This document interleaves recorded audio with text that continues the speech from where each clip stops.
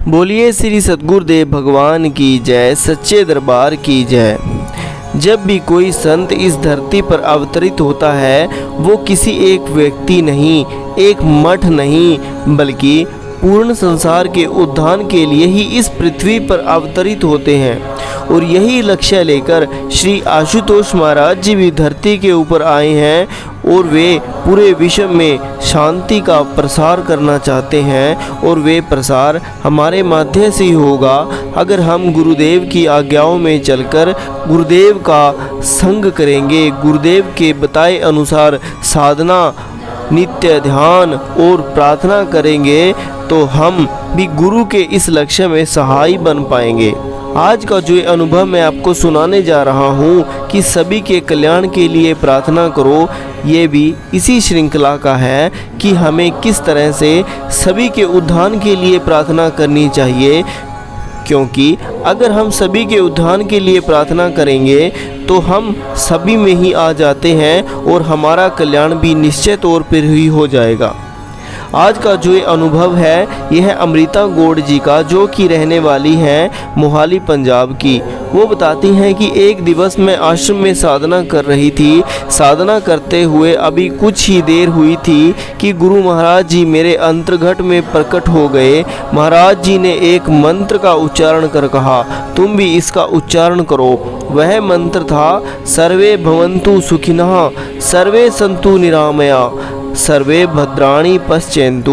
यूँ तो वे बताती हैं, आगे वे बताती हैं कि यूँ तो रुद्री की क्लास में मैंने इस मंत्र का कई बार उच्चारण किया था, लेकिन पिछले कई दिनों से अभ्यास छूट जाने के कारण मैं ढंग से गुरु आज्ञा का पालन नहीं कर पा रही थी। 3 बार प्रयास करने के बाद भी मैं माँ कश्चिद्दा शब्द पर जाकर अटक जाती थी। मेरी इस स्थिति को देखते हुए गुरु महाराज जी बड़े स्नेह से बोले, कोई बात नहीं, फिर से प्रयास करो, हो जाएगा। महाराज जी हर बार अपने भक्तों का हौसला अजवाई करते हैं। अगर हम गलत भी चले तब भी महाराज जी हमें प्यार से सही मार्ग पर चलने के लिए प्रेरित करते हैं। आगे वे बताती हैं कि मैंने मायूस स्वर में कहा, नहीं महाराज जी, मुझसे नहीं हो पा रहा है। हताशा और निराशा के कारण सामने एकदम अंधेरा छा गया था। तभी उस अंधकार में मुझे प्रकाश के द्वारा पूरा मंत्र लिखा हुआ दिखाई देने लगा। प्रकाश से युक्त एक एक शब्द कर उभर कर सामने आ रहा था। एक बार नहीं, 2 बार नहीं, बल्कि एक लंबे समय तक वह पूरा मंत्र बार बार लिखा हुआ मेरे सामने आता रहा। अब मैं उसी को पढ़ते हुए बोलने का प्रयास कर रही थी। इस तरह धीरे धीरे प्रयास करने से मैंने पूरा मंत्र सीख लिया। अब वह मंत्र मुझे अच्छे से याद हो गया था। अंत में गुरु महाराज जी ने कहा, ओम श्री आशुतोषाय मंत्र, ओम श्री आशुतोषाय नमः। इस मंत्र का उच्चारण तो नित्य आपको करना ही है, साथ ही साथ विश्व कल्याण के लिए इस मंत्र का उच्चारण भी अवश्य किया करो।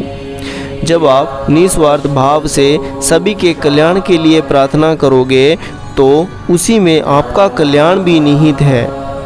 गुरुदेव ने कितने प्यारे शब्दों में अपने शिष्य को बताया कि अगर आप विश्व कल्याण के लिए प्रार्थना करोगे तो उसमें आपका कल्याण होना भी निश्चित ही है, क्योंकि आप भी इस समाज का एक हिस्सा हो, एक भाग हो। अगर गुरुदेव सब पे कृपा करेंगे तो उस कृपा के हकदार हम भी उतने ही होंगे और गुरुदेव की कृपा हमारे लिए भी लाभप्रद साबित होगी ही होगी। आगे वो बताती हैं कि मैंने हाथ जोड़ते हुए कहा, जी महाराज जी, प्रणाम गुरुदेव। और अमृता गौड़ जी का अनुभव यहीं समाप्त होता है। गुरु साधकों, हमें भी विश्व कल्याण के लिए महाराज जी की सहायता करनी चाहिए। और वे सहायता क्या है कि हमें ध्यान साधना द्वारा गुरु महाराज जी के जो उन्होंने नियम बताए हैं, एक साधना का, सुमिरन का, गुरु दर्शन का और अच्छे चरित्र का, इन्हीं के द्वारा हम समाज के भीतर उभर कर आ सकते हैं। क्योंकि एक बात कही जाती है कि एक गुरु की पहचान उसके शिष्य ही हुआ करते हैं, कि उसके शिष्यों को देखकर अंदाज़ा लगाया जा सकता है कि उसके गुरु कैसे होंगे, उनके गुरु कैसे होंगे। और हमारे पास इतनी बड़ी हस्ती है जिसका तीनों लोकों में कोई बराबर, जिसके बराबर कोई नहीं है।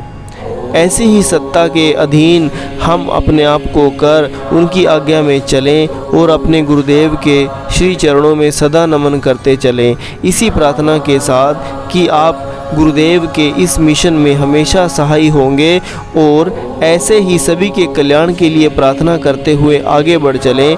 नित्य ध्यान करें, प्रार्थना करें और गुरु महाराज जी से ऐसे ही जुड़े रहें। मैं आज के अनुभव को यहीं समाप्त करता हूँ। तो बोलिए श्री सद्गुरुदेव भगवान की जय, सच्चे दरबार की जय।